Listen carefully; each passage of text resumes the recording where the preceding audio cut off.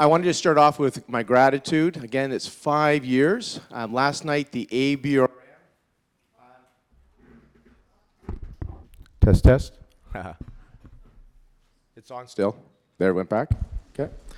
The ABRM presented the first award to as a pioneer and visionary for reproductive health. So congratulations to Dr. Diane Credenda for that. And that's where I want to send my thank you is the late Ray Rubio. This was a big part of his brainchild, the IFS. And so gratitudes to Ray, and leave it to Ray to come up with an idea and then leave it for me to do all the work. I got an idea for you. Just a few people I need to say thank you. Sandra and Lorianne, thank you very much. You guys nonstop, several hours. You even gave up partying last night to make sure everything's working well today. Thank you. You can make up for that tonight. Our conference planner, Jocelyn Brown, who's also my wife, thank you very much. She always says during the day when I'm delegating to her, at what time do I become your wife again? And I go like 5. She goes, wait until you have to speak to her. So. AccuBalance. So most of the volunteers that you're seeing here, a lot of them are from my clinic. So we've closed our clinic, and so these lovely people that you're meeting are doctors of Chinese medicine or naturopathic physicians. So thank you, AccuBalance. And thank you to the ABRM board also who are volunteering, and then all the volunteers from Boucher and some of the schools, and then just practitioners that are passionate about this conference that have come here, have stripped themselves of being practitioners, and they're here to serve you, and I hope you feel the love and the support that you're getting from all our volunteers. So thank you guys. Thank you to the speakers, because you're going to see, for those that are first-timers, I think you're going to be impressed. I really do. And those that have been here before, you know what to expect. They really raise the bar, and this is not their revenue-making gig, these conferences. They're doing this out of the love to share, so a big thank you to our speakers for this weekend. Thank you, speakers. The last two, I want to thank our exhibitors. We take their money and we really put it back into the conference, especially the food. So as I mentioned, there's snacks. You saw the ABORM reception last night that we're here. We have snacks at every break. We have a lunch and learn for you, and Saturday night we have mix and mingle. So we're really going to try and keep you happy and not hangry. So thanks to the exhibitors. Please do visit the exhibitors throughout the weekend. And then you guys, it's interesting. The exhibitors tell me each year that you guys are unique. They say, I've never been to a conference where so many people ask such good questions and seem genuinely interested. So there's a special group that comes here. You may be interested to know that only about 10% are local, meaning 90% of the people here are not staying in their own homes, and over 75% aren't even from Canada in this room. So we have Canadians. Americans, how many Americans in here? Got some hands up? Yell out if you're not from Canada, the United States. I want to hear a couple places. Australia. The UK. Russia. If you live in Russia, yes? Cyprus, Iceland. I know we have the Philippines here. We have the Netherlands. We have Austria, Netherlands. So well done. And so there's people often say, I can't come to your conference because they live in Minnesota. It's too far. or Portland. So just to let you know what the rest of the world is doing, it's pretty impressive. For our speakers, please, at the break, so we run pretty much on time, so we will start without you. They'll start on their start time, so get to the rooms on time, and we end. We will not let the speakers go into the break. So it may seem awkward, but we've all told them what their time is, and when the break starts, me or one of the volunteers will come in and we'll do stop the lecture. We want you to have your break. For the 90-minute lectures, they're set to be about 60 minutes of lecturing with 30 minutes of Q&A. But again, they do not go into the break. And then for the 3-hour lectures, 90 minutes, 30-minute break, 90 minutes, and you ask questions throughout. On the break for those 3-hour lectures, please let the speakers have a break. Your time to ask questions during the lecture. During the break, please let them have their rest as well. They're not going to say no to you. They're very generous and kind, but do let them have a break. Some special things that are happening throughout the day. There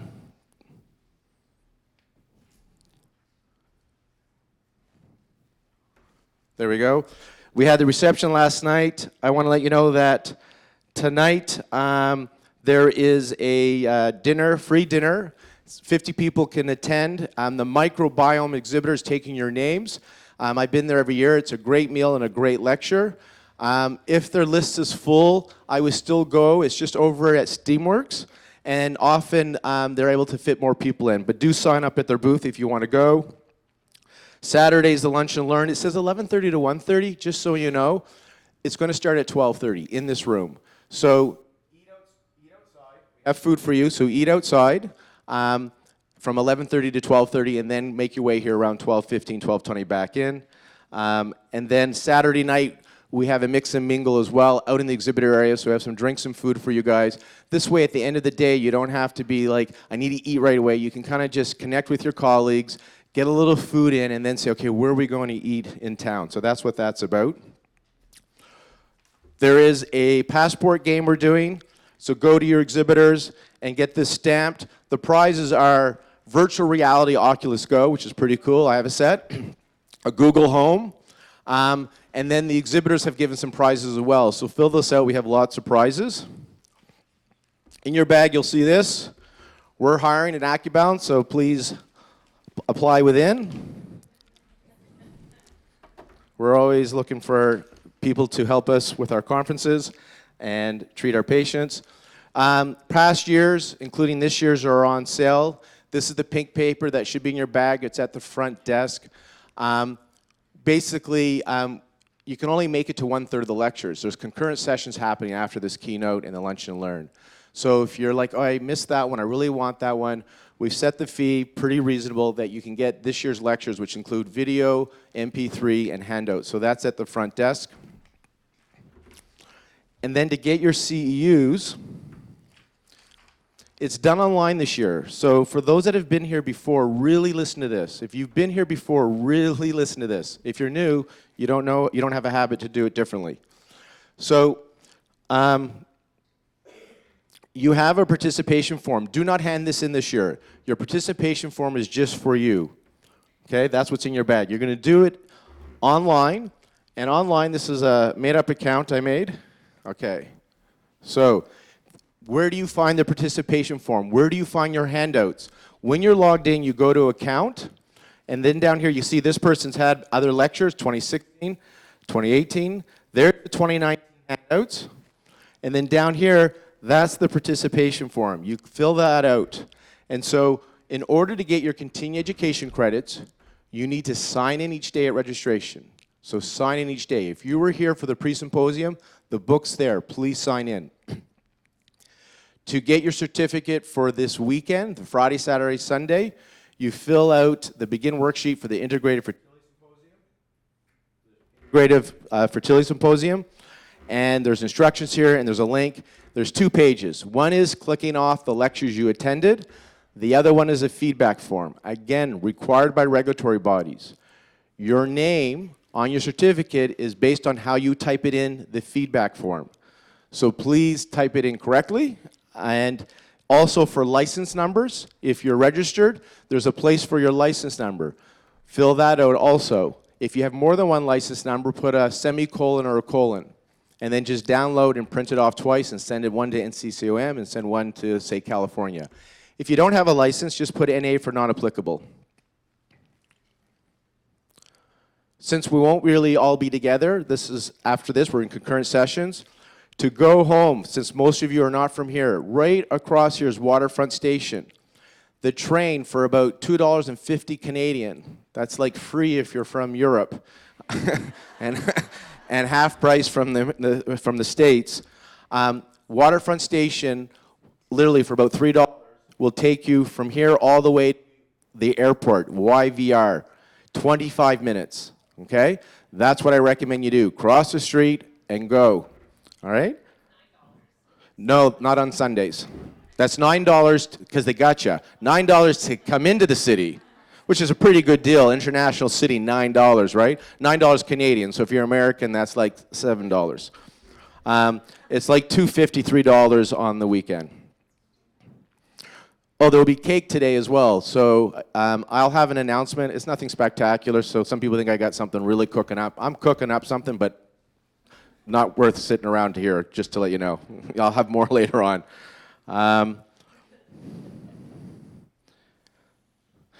After the keynote, which we're going to start now, so team, I want the PowerPoint. Lorianne and Sandra, this can get powered down now. Dr. Jill Blakeway has a new book out called Energy Medicine, and she's going to do book signing at the Healthy Seminars table immediately after this, okay? So after this lecture, whatever copies we have left, we're selling at our table. A lot of you brought your copies. And so I'm going to get off here fairly quickly. Jill has an extensive bio, and I just want to say that I've known Jill for many years. She's actually a second-time keynote speaker here at the Integrated Fertility Symposium. She was here in 2016. She's been a real nice ambassador for the profession, Dr. Oz, CNN, all over the place with her book. Her first book that really resonated with me was Making Babies. Now she has the Energy Medicine. And Jill runs the Yinova Centers in New York. And as I mentioned, she's the author of Making Babies, and also her latest book that literally came out this month is Energy Medicine. So without further ado, Dr. Jill Blakeway.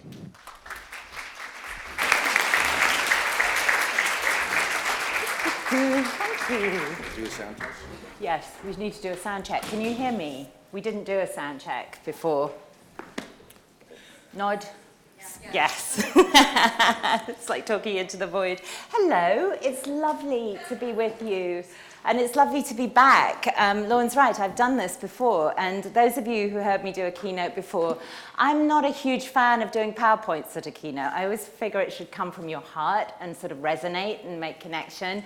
Not that PowerPoints don't, but I will use PowerPoints this afternoon when I'm lecturing more academically. But I wanted to talk more generally this morning.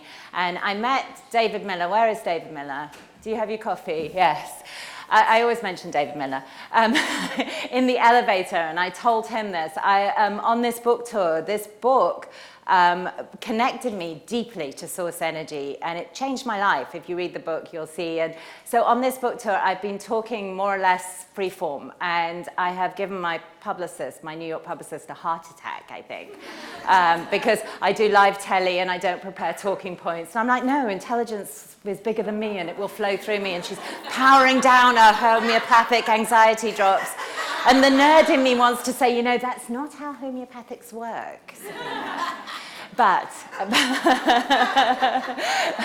I have developed more faith in an intelligence bigger than me as I wrote this book. And so I'm hoping that it'll come through me. And if not, it's like walking a tightrope and I will fall off and you will be witness to it. And all will be, nothing bad will happen. We'll just laugh about it for years. So I wrote this book, Energy Medicine. They very kindly went to get me a copy. And it was a very personal journey for me. I wrote it to explain me to me in some ways, and us to us, and then us to the outside world. And I was, like all of you, an effective acupuncturist. I don't think I'm particularly special at all. In fact, I have 18 just like me back in the office. One of them's here, Katie Hogan, who is one of our Unova acupuncturists. But I'm blessed to be surrounded by an extraordinarily talented and experienced team. But what I noticed was that what you notice, which is that patients thrive under our care. And we can get a little anecdotal about it because, you know, that's what we have. So we're like, oh my God, you know, we tell each other, you know that case? Well, it completely reversed and et cetera, et cetera. And I wanted to understand it. And at the same time, I was, I think, motivated by the need of my patients and my deep wish to help them, which I know I share with you. That's why we do this work, yeah? I wanted to in some way understand or increase my efficacy. And as I worked, as my patients particularly with patients who are in deep need. And in the book, you'll read about a cancer patient in deep need. I would feel energy coming out of my hands, and the patients would feel it. And I was always a very energetic practitioner, and I hid it, to be honest. I liked being very mainstream. My reputation is very mainstream. I wrote Making Babies with the Doctor, and I was like, this is like my guilty little secret, the energy. But patients would tell me that they could feel it and that it healed them. And I wanted to understand what that was. And I had all the questions, I think, that any thoughtful practitioner would have. How much of this is placebo? What if I just have energy that people can feel and it does absolutely nothing, but they're kind of impressed by it and they get better anyway? Who's doing the healing? Am I doing it? Is it something coming through me? Is it the patient doing it in response to a prompt? And so I was on this journey to write this book before HarperCollins commissioned me to write this book. But they very generously did commission me to write a book. And it is the first time a mainstream publisher has ever published a book on energy medicine. So in the publishing world, it's a big deal. They've always been published by alternative presses before, things like Hay House and things like that. But they asked me, they said, do you think you can write a science-based credible book for skeptical people explaining energy medicine that doesn't discount its mystery, which is quite a tall order, but it's very me. And I was like, yes, give me money, I will do it. And so they did. And in fact, they gave me enough money that I had a full-time researcher, a lovely man named Michael Lowell, who was a lawyer, and who I drove nuts because I would be like, I think there's research, and I'd be very vague. Could you go find it? And he'd be like, oh, yes. Yes. And he would pre-interview everyone for me. And because he was a lawyer, he would sound like he was cross-examining them all. I had to, when I would listen to the tapes, he'd be like, so you say, Dr. Dunn, but at the University of California, I think you'll find. And I'd be like, Michael, you have to stop cross-examining everyone. But I had a full-time researcher and a full-time editor on this book, and I traveled. So the book is part memoir, part travelogue, and a lot of science and a lot of mystery, because in the end, of course, some of this is mysterious, I think. So I scribbled notes in the middle of the night last night.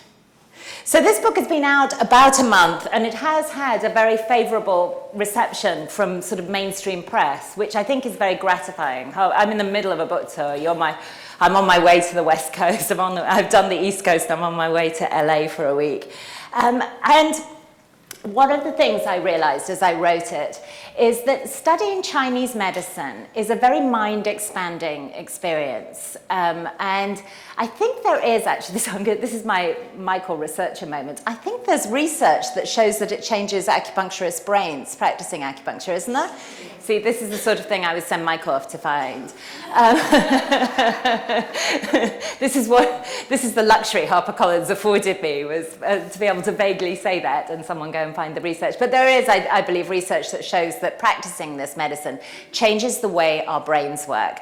And it's, for a lot of us in the West, our education has been very linear, and suddenly we're taught to see pattern. And on top of that, we are holding two systems of medicine in our hands at the same time. And it's why acupuncture students struggle. I teach acupuncture school. I know a lot of you two do too. And I have enormous empathy for that struggle, because it's a bit like being at Hogwarts in one way.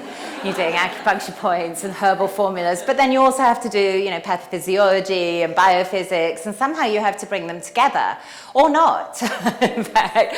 But I think a lot of us, because we're starting to be trained in patterns, start to bring them together.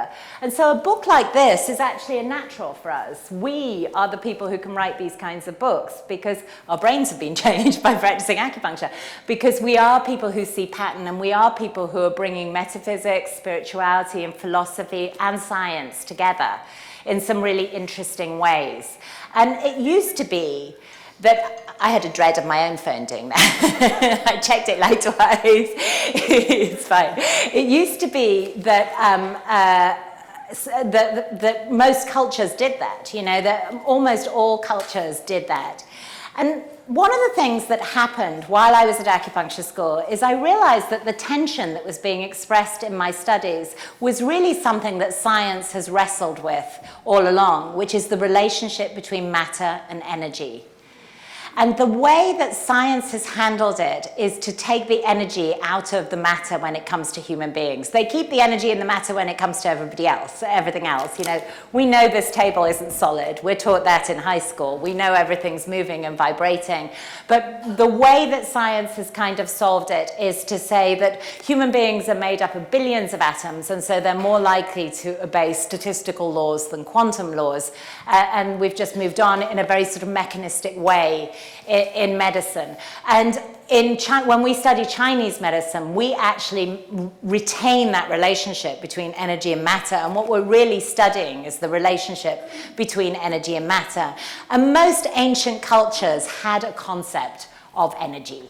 The Greeks had pneuma, in India it was prana, in our Chinese medicine it's qi, in Judeo-Christian traditions it's the breath. Most traditions had some sense that there was something that was enlivening us and animating us. And that's the way that philosophy, spirituality, and medicine used to be intertwined. And then we moved away from it. So I wrote Energy Medicine to move back and to put the energy back in it. And I realized that as acupuncturists, we had not owned the fact that we are the only licensed energy practitioners, because we have been very focused on fitting into the Western medical system, which I totally understand. Me too. You know, I built my career on collaborative relationships with doctors and being able to explain what we do. And so I became very sort of physiologically based. I became someone who talked a lot about the matter and not much about the relationship between energy and matter. And then, of course, I would have patients who would see a shaman with 3 weeks training, and they'd be like, oh, she's amazing, she's an energy worker. And I'd be, well, I'm an energy worker. And I have a doctorate. And she charges how much? $500? Good Lord. And I realized that we should own the fact that qi is part of what we do.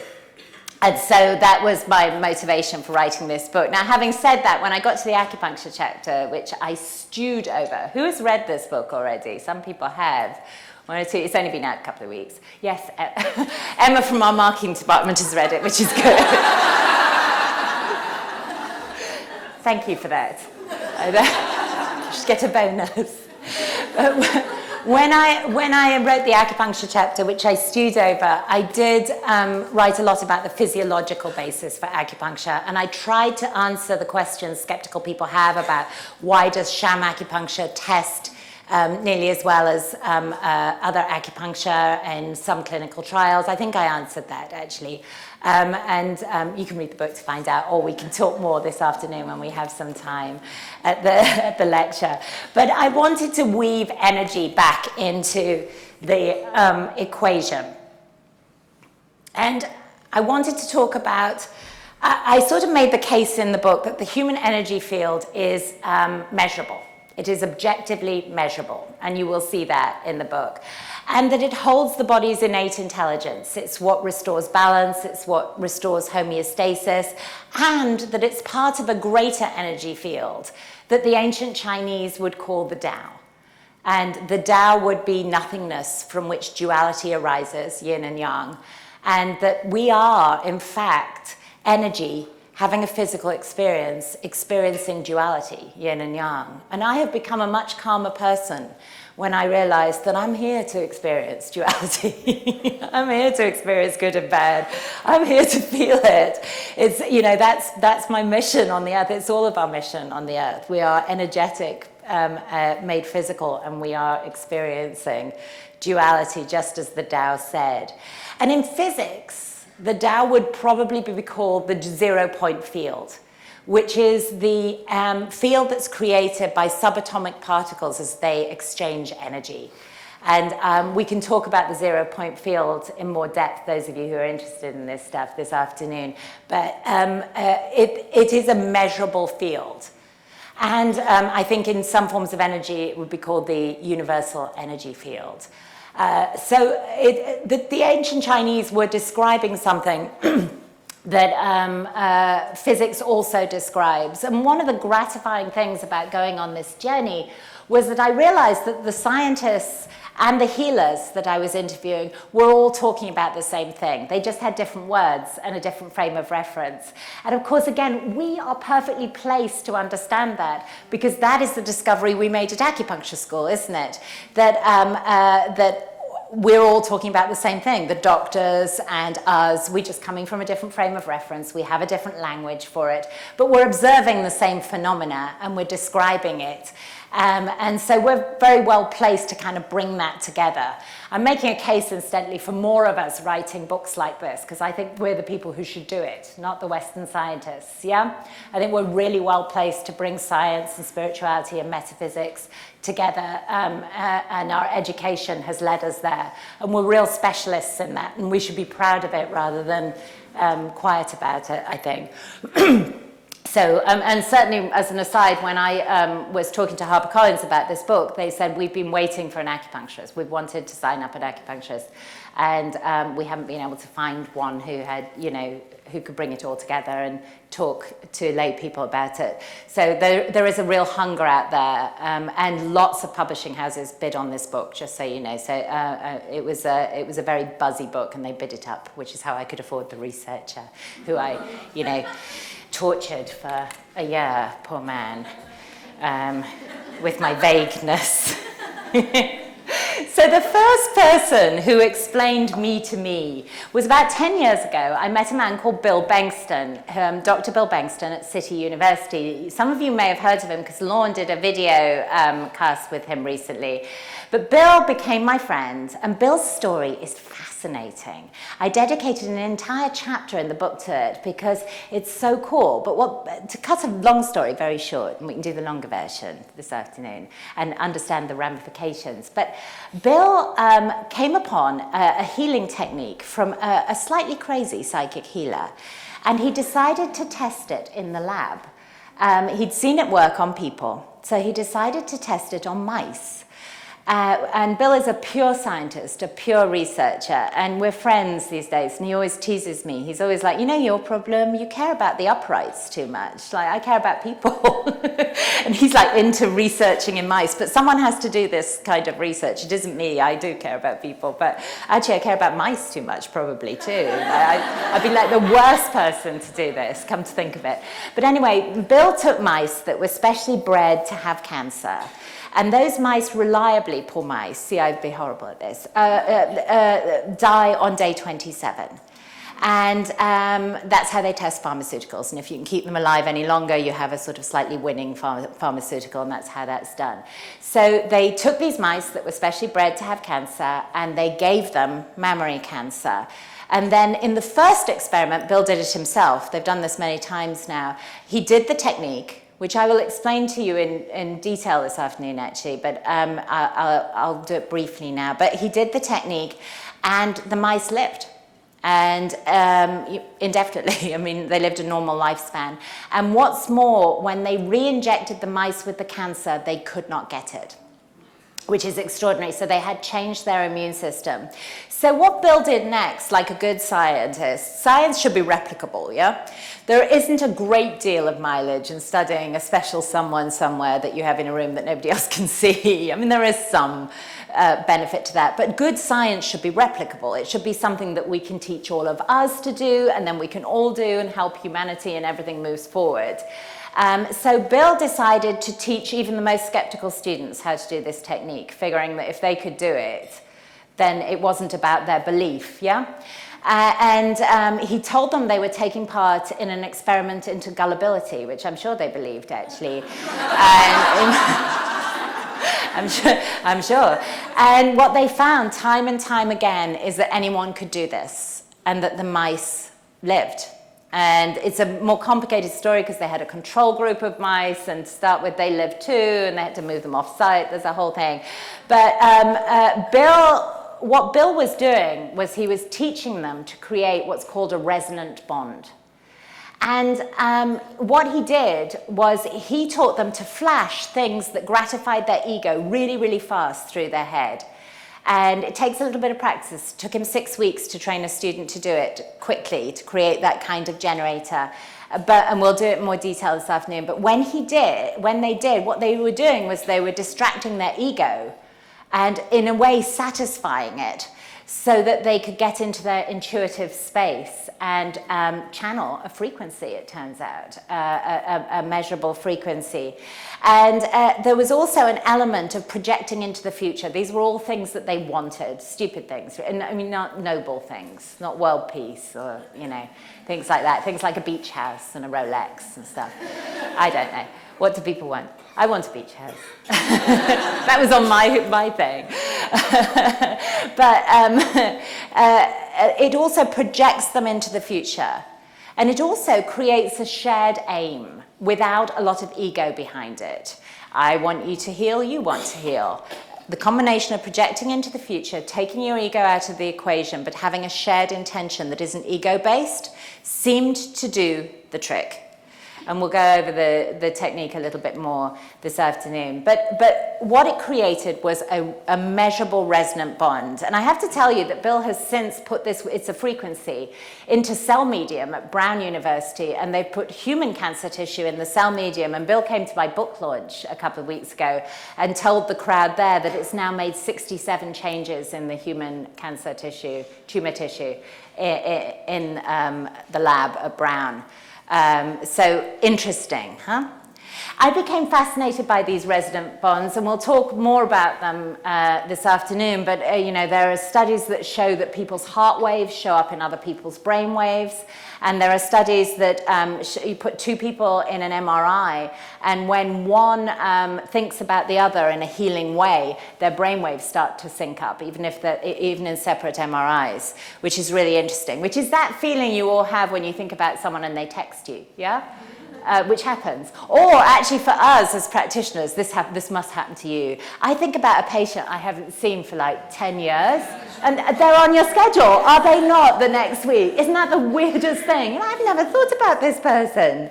And now, yeah, they're trying for another baby. Or this is actually my life these days. My fertility patients I'm now treating for menopause. They're coming back for their hot flashes usually. But I think about them and they show up, and that's a resonant bond.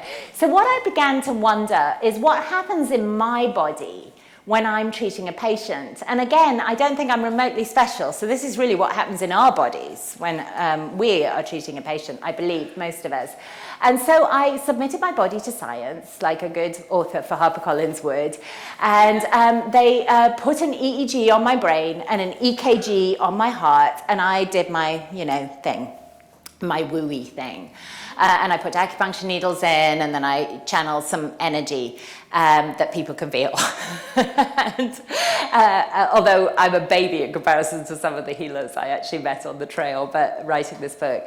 And what they found is that my heart and my brain go into resonance with each other. They resonate at the same frequency. And unlike Bill, I learned Bill's technique, so I tried Bill's technique too. And when I did Bill's technique, my brain went very, very fast. And it was a different kind of resonant bond. I wasn't creating internal resonance. It was different. But when I do what I do, which is quite peaceful and meditative, and my husband always jokes that I'm the only type A acupuncturist he knows, which is actually not true. I know a few of you. Lauren Brown, Misha. Yeah. But I'm not normally meditative, actually, as a human. But I am when I do acupuncture, you know, and I always do my talking before I do the acupuncture because I get kind of still. And I've trained the patients. I can chat about the weather and stuff, but I don't do diagnostic stuff when I'm actually doing the acupuncture. So what happens is my heart and my brain go into resonance, and then the patient's heart goes into resonance with mine, which I think is quite beautiful, actually. And they do that not through anything particularly woo. They do that through something called mirror neurons. They start to mirror me. And it creates a very safe space that's very meditative and peaceful. And at that point, I think the magic happens. And I think we transfer information one human to another. And I don't think I'm particularly transmitting so much as I'm opening and surrendering, like I'm doing giving this talk, actually, because I have no idea what's going to come out of my mouth next. Scary, huh? And yet not, because we are all safe. We are all safe. That's what I learned doing this book. It's all okay. We're safe. Source energy has us. We're in the Tao. It's all fine. But what I'm actually doing is I'm opening up and I'm surrendering, and they're taking the information they need from my body, from me, that frequency. And they're making changes in relation to it. And I make a very strong scientific case for that in the book, which is why I encourage acupuncturists to read it, because then you can make a very strong scientific case for the energetic part of what you do, which I would really love to help you with. And I spent a lot of time, this is like a passion project for me, I spent a lot of time helping us make that case that not only do we physiologically change matter, but we change energy too, and that is hugely important and measurable and scientifically relevant. So how long do I have left, my lovely timing person? It's only 8:35. Oh, perfect. Perfect, because I have a lot I want to say. So the next person who influenced me hugely is a man who has dedicated a great chunk of his career to measuring this resonant bond. His name is Dr. Eric Pepper, the improbably named Dr. Pepper, which I loved. And I got to say to my team, call Dr. Pepper. We must ask him. At all times, get Dr. Pepper on the line. He knows. He's at San Francisco State University, and he's kind of awesome, and he teaches a class about healing, and he measures the physiological effects of healing on healers and healees. So he was like a perfect person for me to find. And actually, I will share with you a little secret that I did not share with HarperCollins. I was massively confident when I told them I was going to write this book, but I didn't completely know where I was going. And I did not tell them that. But I was like, yes, I can write a book about the science behind energy medicine. And I stumbled on Dr. Pepper. And I often tell people that this book wrote me. I didn't write it. It came through me rather than from me, and the path just opened up and opened up and opened up in front of me, and it was so exciting that I became massively boring, because all I could do is, Katie is in my office, all I could do was tell you about, oh my God, Katie, I met this person. But it was like following a trail of breadcrumbs. And at one point I realized I was way off what I told HarperCollins I was going to write. So I did sort of drop them a line and say, I'm suitable. I'm in Japan, I'm a little off course. And they were like, lovely, keep going. They could not have been more supportive, actually, and I have to give them a big shout out, because I handed in a very different book than I said I was going to hand in, and the editor wrote back, and normally they write a lot of nitpicky stuff, and she just wrote back, oh wow, oh wow, oh wow. But it was because, in some ways, a bigger energy than me propelled me forward. So I bumped into Dr. Pepper in my travels, and he said to me, well, you should go to Japan, because I have physiological data on some really good healers in Japan. We put them in MRIs and burnt their feet with lasers. Couldn't do that. That wouldn't pass an IRB in the United States, I don't think. And we've worked out what goes on in their bodies and their brains, and we have a lot of data. So before I set off for Japan, I dragged poor Noah, my husband, for 6 weeks to Japan.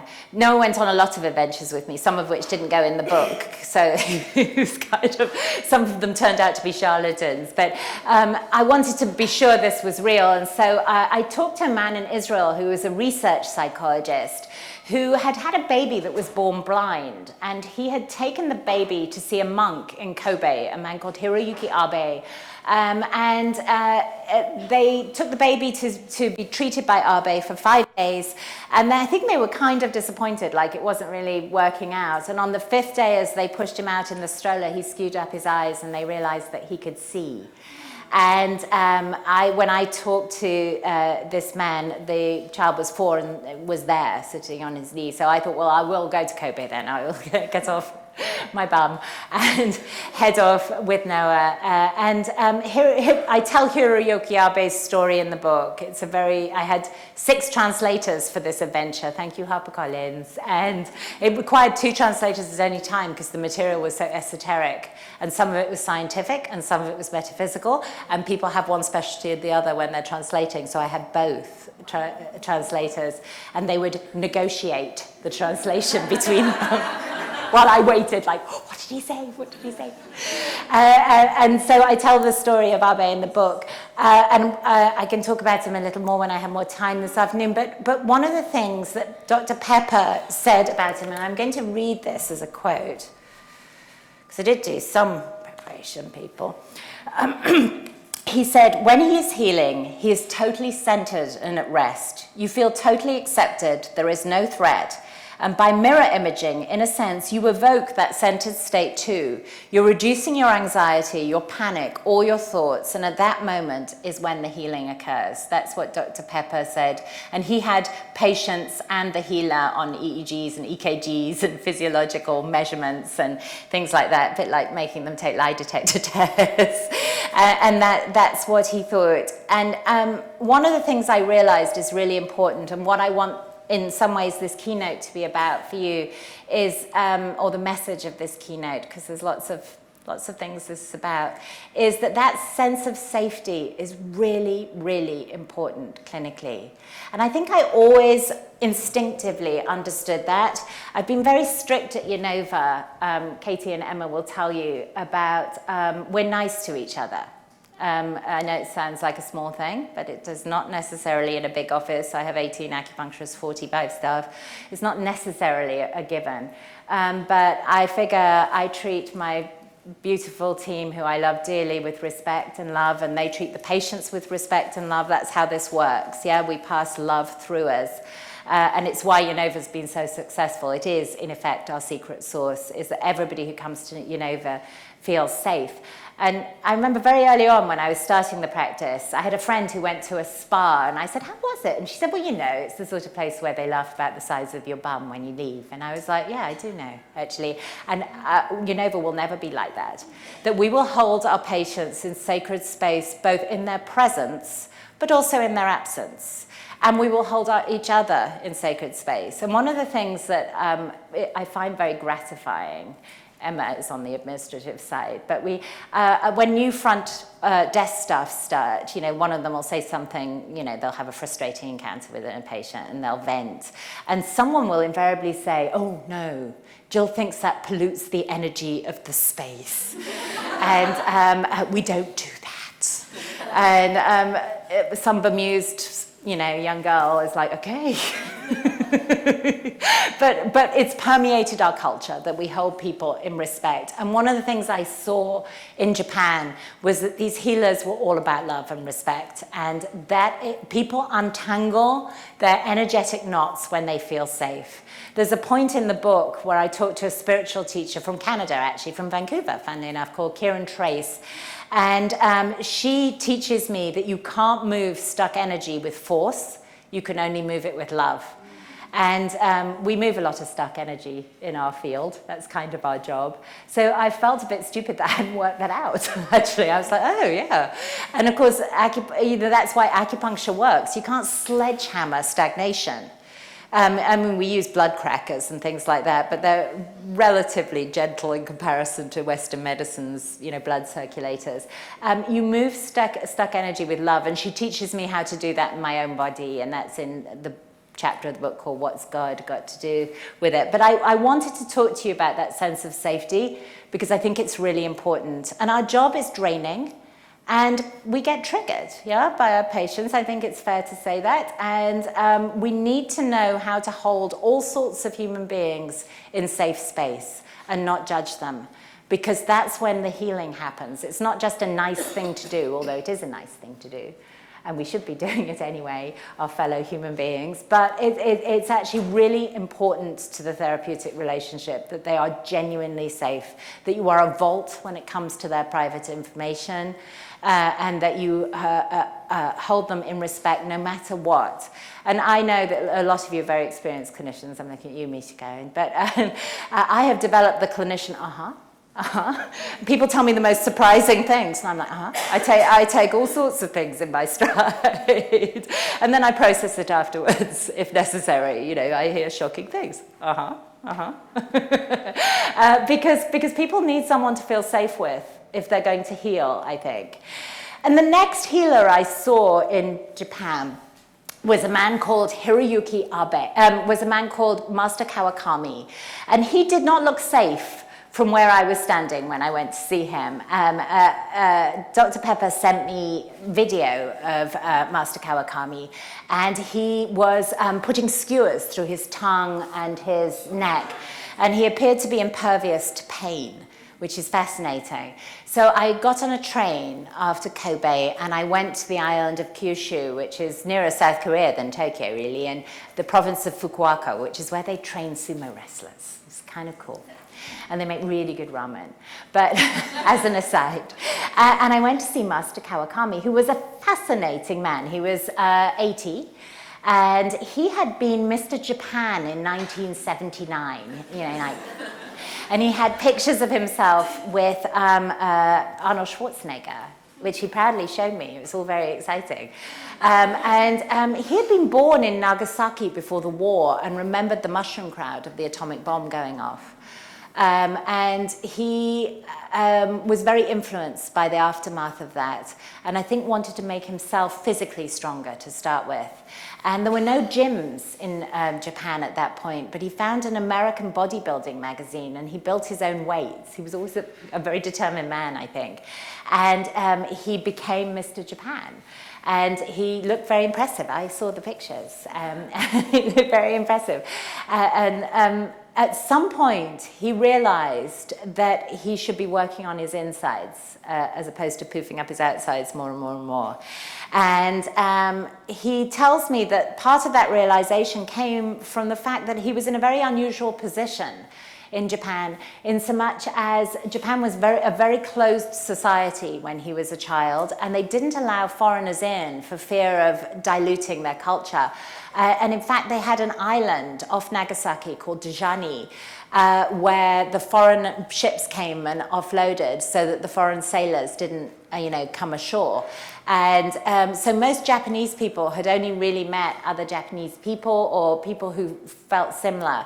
But his father was a merchant seaman and would go to, take off from the island of Dejani. And he told me, I met all sorts of different people. I was one of the few people I know who'd met Christians. I met Hindus. I didn't just meet Buddhists and Shinto, followers of Shinto. And it opened my mind to the fact that there were many ways to achieve enlightenment and achieve peace, and there were many ways to God. And he said another pivotal thing for him was that when he was 6, his mother was devoutly Buddhist, and he broke the statue of the Buddha, and she told him, terrible things are going to happen to you. This is the worst thing you could possibly do, and terrible things are going to happen to you. And he said it took him a couple of years, but he realized over time that nothing bad had happened. And so it bred in him a sense of liberation rather than trauma. Because I was like, I did what you did when he was telling that story through his translator. I was like, oh, this poor child. But he was like, no, it liberated me, because I realized, oh, nothing bad happened at all. There's a lot of dogma goes on in all religions. So he became very open-minded, and he met his guru, a guy called Monatosh Roy, who was in Iraq at a bodybuilding competition in Iraq. And he was an Indian guru, and he went off to study yoga, and he became a very, very highly evolved yogi, is all I can tell you. He's won many awards. He's quite famous in Japan. He's a prodigious author. He's written 40 books, which I find extraordinary, because it's actually really hard work to write a book.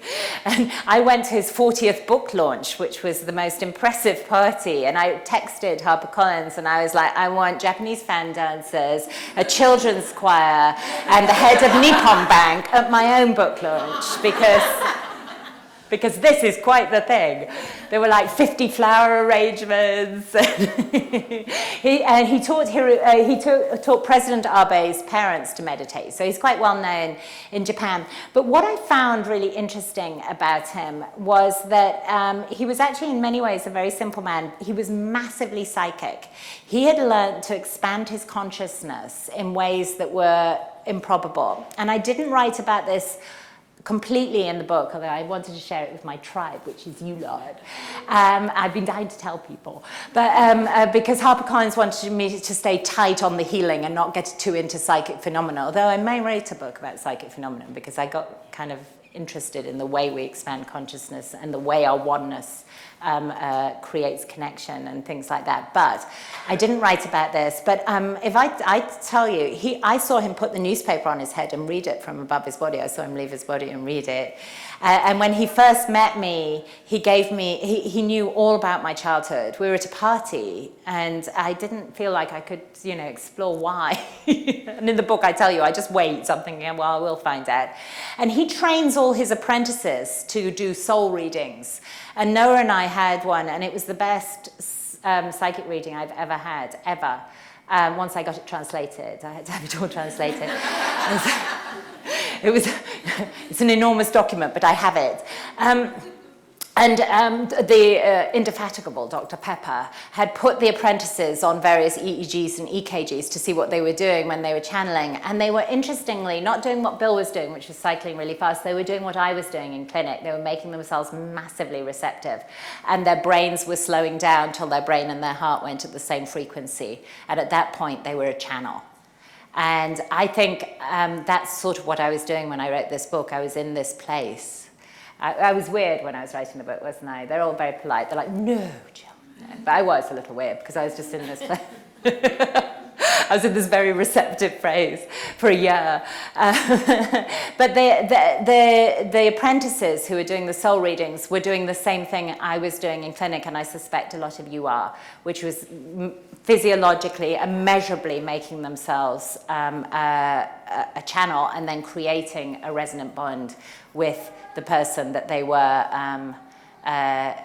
reading. Is that Rumi by any chance? Is that Lamia's baby? Because that would just make me really happy. Where is Lamia here?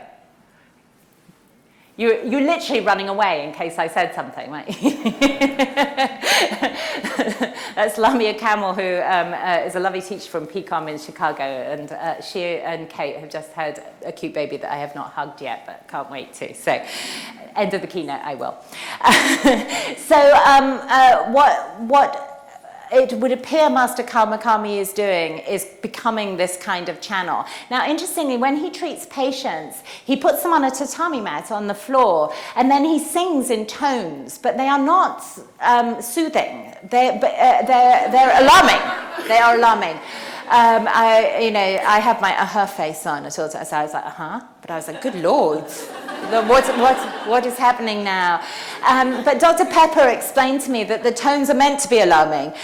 They're so distracting, the patient can't think of anything else. Which is true. It is true. But then, and this is weird, the patient goes to sleep, which honestly, if you heard the tones, you'd be like, well, that's weird enough. But the patient is out like that. And then Master Kawakami passes them a clipboard with paper on, and they write with eyes shut in what appears to be a trance what's wrong with them. And he then acts on that information. He talks to their soul in that way. And it's often karmic, because that's his belief system, yes? And so it's often, I have video of some. It's on my phone. I can show you later, yeah, when we're hanging out. But I have, that's why I should do PowerPoints, actually. So I have it on my phone. It's useless. But I have video of some, and I was going over it, and the woman had a psoriasis, what looked like psoriasis to me, and she wrote, I was a doctor in my previous life, and the other doctors were jealous of me. It's not the IFS, clearly. And they poured boiling oil on my arms. And so she wrote all of this, and then he begins his hands-on healing, having created that bond with his patients. He also demonstrated his imperviousness to pain, which is why Dr. Pepper put him in an MRI and burnt his feet with lasers to see what went on in his brain. And what goes on in his brain is nothing, as it turns out. He doesn't register pain at all in his brain, no matter how much pain they put him through. And when they take blood afterwards, he floods his body with endorphins. So he is, in effect, his own placebo. Yeah, he makes physiological changes. And I actually talked about him before I did a chapter on placebos, because placebos, of course, are not the enemy. They're very interesting. Because the University of Turin, they did a study where they gave saline to Parkinson's patients and told them it was dopamine, and they increased their own dopamine. We make physiological changes in response to prompts. I think the mistake we make is thinking that all prompts are the same. Like acupuncture isn't a placebo, like a mental placebo. It can be, there are aspects of placebo in all medicine, but it's a physical and neurological and energetic and electrical prompt that provokes change. Hands-on healing is an energetic prompt that provokes change, and it's measurable. There's a study from Japan from 1992 that looked at Qigong masters, and they emit a field from their hands that is 1,000 times stronger than the normally strongest field in the body, which is the heart. And it's measurable. And interestingly, that field is a very low frequency, and there is, at all the best orthopedic hospitals now, this started at Columbia University, Columbia Hospital in New York, but they run electricity through broken bones because it speeds up healing. And there's a special frequency that they have worked out that speeds up the healing of bone and soft tissue. And believe it or not, it is the same frequency that Qigong masters emit. So there is nothing new under the sun. And they should have come and asked us, basically. Someone should ask us. I say that all the time, incidentally. Every time the New York Times writes an article on Chinese herbs, I write them a letter saying, you should ask us, because we could explain that to you. And there's a nice man at the New York Times. They all came to my book launch, actually, and they were like, yes, Jill, we know, we should ask you about herbs. I'm like, you really should, or someone, yeah, or let me help you find, a herbalist, Tom Cumwell or something, but you should ask someone who knows what they're talking about, because we get interpreted by other people.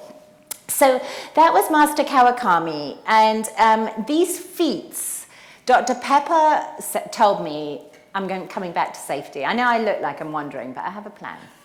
I'm going to take this home. Master Kawakami, Dr. Pepper told me, I think he can do this because he controls his breath when he's putting a skewer through his tongue. And he feels completely safe. At some point, he feels completely safe. And somehow that deep sense of safety means that he doesn't feel pain at all. There is no struggle. Now, I have to tell you that he didn't put a skewer through his tongue for me, but he did take out a great big knife and he whopped a chopstick in half with it. It was very exciting. And then he put it on the palm of his hand, and he had his assistant hold the hand really tight, and then he had me pull the knife out. And the only person who is sweating in that video is me, who is making an enormous fuss. I'm like, oh my God, am I doing it too fast, too slow? Like, I was just like, I'm going to damage Japan's most famous yogi. And this will be a whole international incident. But no, there was barely a mark, as it turns out. He's quite the showman. He unveiled it and went, ta-da. I was suitably impressed that he's made himself impervious. And just as a sweet aside, I said to him, Sifu, I'm going to come back and study with you when I've got this book sorted out. And he said, well, don't panic, don't hurry, because I'm going to live till I'm 110. And I was like, okay, well, that's good. That's good. And I sort of believed him. I was like, I kind of believe you. How much time do we have left? 17 minutes. Perfect. So along the way, talking about safety, I did meet the occasional charlatan. And I think that when we think of charlatans, we think of people who are waving their hands about, doing absolutely nothing and charging a fortune, yeah? That's kind of my image in my head of a charlatan, like a con artist. I met the occasional one of those. I did not meet very many.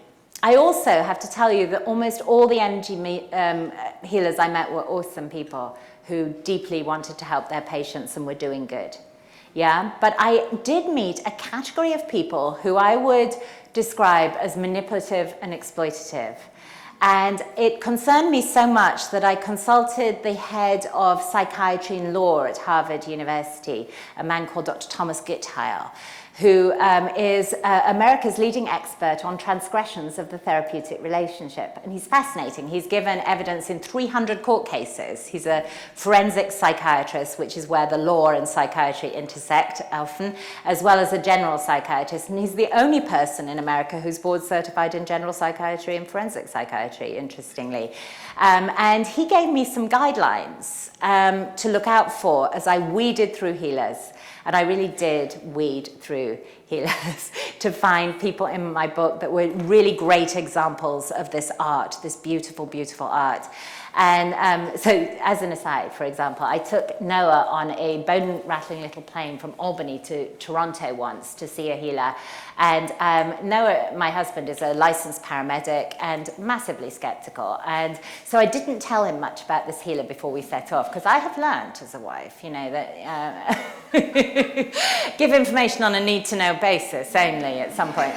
So when they shut the doors of the plane, I said, well, I feel like, sweetheart, babe, I feel like I should tell you that this man got most of his information from a giant bird. And I swear this is true. Noah said to me, how big was the bird? And I was like, seriously, sweetheart, least important part of the story. The bird's talking to a bird. So I dragged Noah to see a lot of people. And Dr. Goodhall gave me guidelines to weed people out. And one of the things he said to me is, be careful of people who are a cult of one. And be careful of people who see themselves as being special in some way, which is why I keep telling you, I'm not special, we can all do this, yeah? And that's been the strength of Unova, is I've just recruited lots of lovely acupuncturists who are, if anything, more talented than me, and they do an awesome job. Thank you, Katie, for representing them. Katie's a fabulous acupuncturist. I trust her with everything. And be careful of people who are trying to get something from their patient. And he said to me something that stuck in my mind, and I put in the book.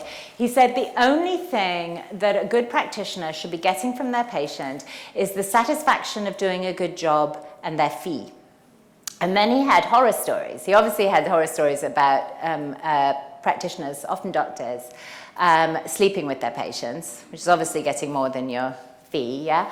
But he also had people, it's an exploitation of the therapeutic relationship and a boundary violation, really. But he also had examples of people picking up their doctors dry cleaning. Most of his court cases have been doctors, but, or vacuuming their offices, which is weird. I can't imagine us asking the patients to vacuum the office, kind of thing. Although, you know, when you're smaller, I could sort of, you know, someone says, I can't afford, but I could vacuum your office. I do sort of see extenuating circumstances here. There are always shades of grey. But he gave me guidelines. And actually, in my proposal to HarperCollins, I had said I was going to see John of God because I had been treated by John of God. And he was actually rather impressive. And I don't know whether you all know, but John of God has been accused, I think it's 600 women now have accused him of sexually abusing them. But I didn't know that at the time. But I did weed him out based on Dr. Goodhall's guidelines, which is quite impressive, actually. And Dr. Goodhall said, beware of anyone with a lot of ritual and dogma. You know, that there shouldn't be much. I mean, there's cultural ritual, but a lot of ritual and dogma is often a replacement for, you know, is a way of getting a hold on people and having rules that then if you break them, you know, it's like that Nexium cult that we're seeing now. And there are exploitative people everywhere. There are toxic people everywhere, but they are drawn to professions where they have power over people. The church is an obvious one. Yes, all sorts of churches. We see it in the yoga community. We see it in our community a little. I don't think in Chinese medicine people tend to be quite sweet, I think. But, you know, there'll be exceptions. And we see it, but we see it in alternative medicine. We certainly see it in healers. The reason I think we see it less in the licensed professions is that we're held to an accountable ethical standard. Once you get past us into energy medicine, it's like the Wild West, and training is very varied and oversight is negligible, and people are left on their own. I was actually amazed by how many people were just awesome in fact, because nobody was telling them to be awesome and nobody was checking, but they were. I was concerned about exploitative people, so I wrote about it towards the end of my book, and I realized it changed the way I treat patients. It made me very conscious of what I'm getting from a patient. And I really sort of dredged my soul, and I thought, well, I sometimes have asked, when patients have been really happy, I've asked them for a Yelp review. Is that me? Do you mean like I would sit at home and say to Noah, is that exploitative? Is that me exploiting their trust in me? Or, we at the Innova Center don't put our patients as revealed as testimonials on our website for kind of that reason, because we feel like they're very grateful to us and they would do anything for us. But really, we've already had our fee and the satisfaction of doing a good job. Do you know what I mean? Like, we've already done that, and we're on to other people. So it becomes difficult, and I think everybody has to work out their own line through that. But I wanted to put it out there so that you could think about it. And think about what is and what isn't exploiting the patient relationship, because, of course, safety is the key to them healing and the key to you being successful, creating safety. So if you're not creating safety in some way that is unconscious, that might be a barrier to your practice expanding and to you helping people that you haven't really thought about. And certainly, I hadn't thought about all these things, and I've been in practice a long time, so I'm not standing here lecturing from a superior place. I think we could do with some introspection when it comes to this, because just remember, creating safety, that safe place is where people heal. So I have, just under 10 minutes. So I want to tell you a story about someone healing that I believe is about him creating his own safety. And then I'm going to leave you and see some of you this afternoon where we'll talk about the sort of scientific aspects of this more. But during the course of this journey that I went on, I met a wonderful man called Madhu Anziani. And Madhu, when he was a student at San Francisco State University, he was a student of the Dr. Pepper, which is how I met him. That's why I was always like, get Dr. Pepper on the phone. I need a healing story. Madhu fell out of his dorm room window on the second floor, and he broke his neck. And it was a severe spinal cord injury. His neck was 99% severed, and he was in a coma, I think for 18 days. His family were called in from New York, and when he woke up, his doctors broke the news to him that he would be tetraplegic.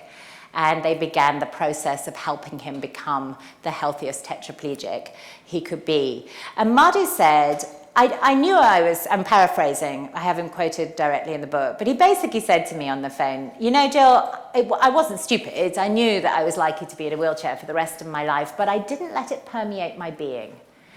And the reason he didn't let it permeate his being is because he had met these healers in Japan and seen miraculous healings.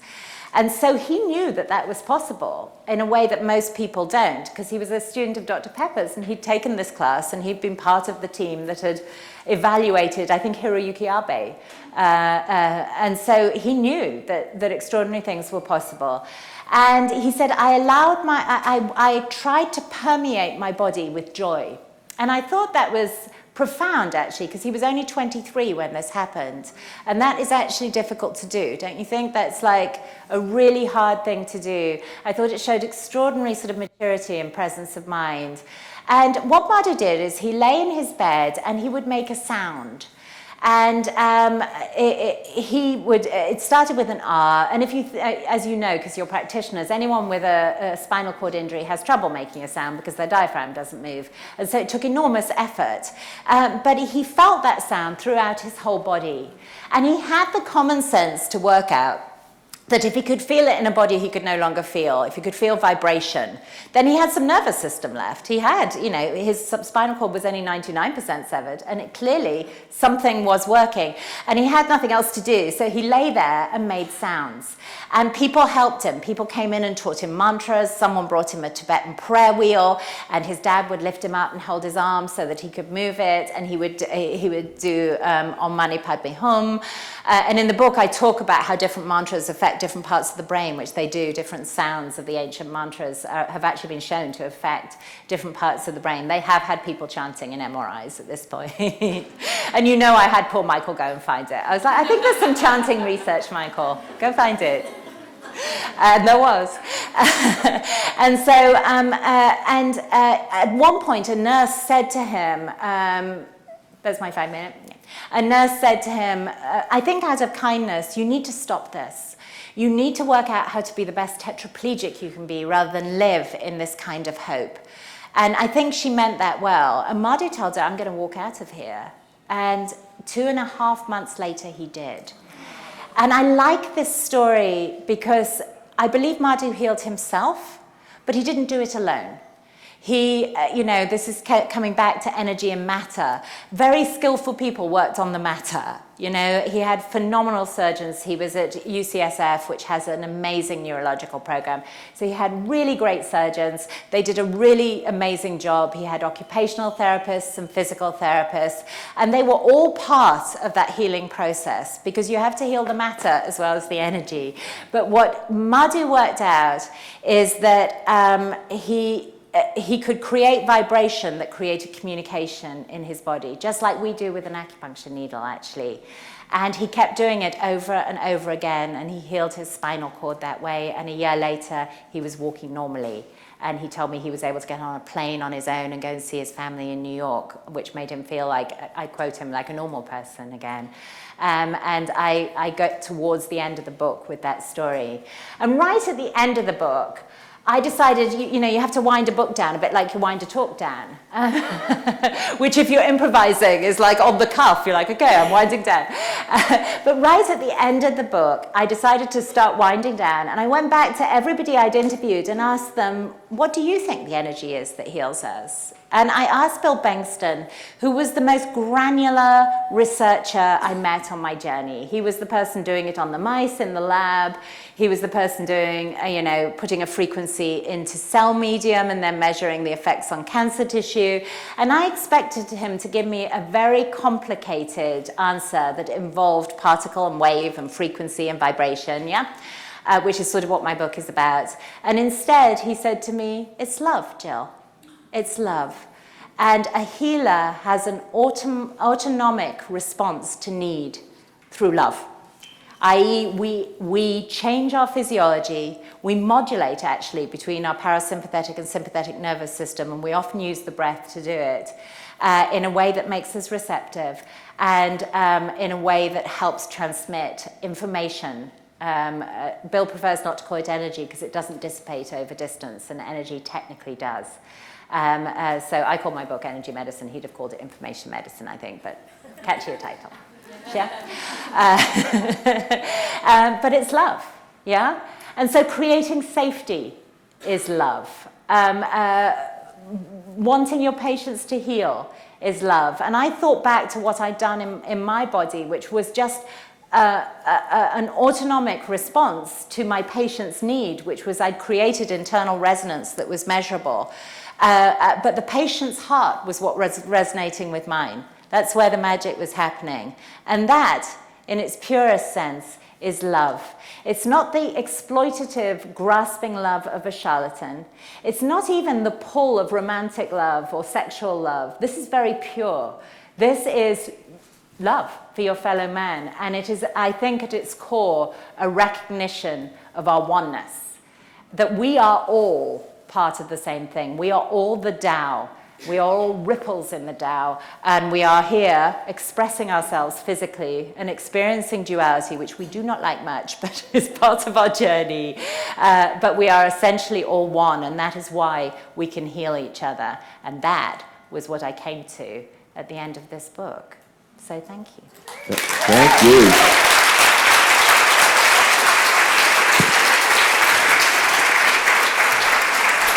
Thank you, Jill.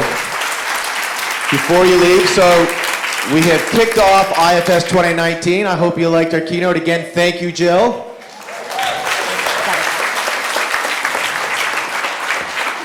If you like this, then what's being cooked up that may happen 2020, it will be aligned with that. That's the hint.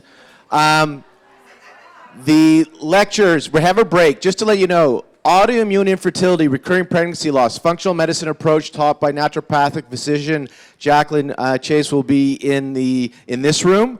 Sharon Weizenbaum, Dr. Chinese medicine, will be doing Fu Qingzhu's thoughts on fertility. So Fu Qingzhu's, love his book, amazing stuff. Sharon's really done some great research on that. That will be in Fletcher. And then Terracin is by Dr. David Miller, who is a pediatrician and trained Chinese medicine. He did PCOM. He's doing exploring the developmental of personality, the journey from embryo to adult from the Chinese medicine perspective. They're all 3 hours. They're going to be 90 minutes, 30-minute break, 90 minutes. Please visit the exhibitors. Keep asking those good questions. Get your passport stamped. Enjoy the weekend.